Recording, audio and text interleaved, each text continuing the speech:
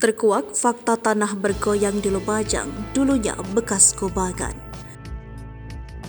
Temuan tanah bergoyang di tepi aliran Sungai Regoyo, Desa Kondoruso, Kabupaten Lumajang, sempat bikin heboh warga. Warga yang kaget dengan temuan itu lantas mengabadikan hingga viral di media sosial.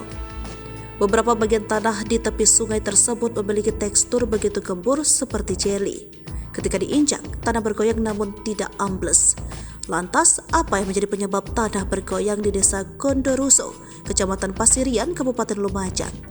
Kapolsek Pasirian AKP Agus Sugiharto mengatakan lokasi tanah bergoyang tersebut dulunya adalah bekas kubangan kerbau. Di sekitar lokasi memang banyak ditemui lahan pertanian padi. Kata Agus, dia merasakan ketika menginjak tanah itu serasa bergoyang. Kendati belum ada dampak bagi warga, Agus memastikan tetap memasang garis polisi untuk mencegah bahaya dari tanah bergoyang. AKP Agus Sugiharto mengatakan bagian tanah yang bergoyang memiliki diameter hampir 5 meter. Pihaknya telah melakukan pengecekan begitu mendengar kabar heboh tanah bergoyang tersebut.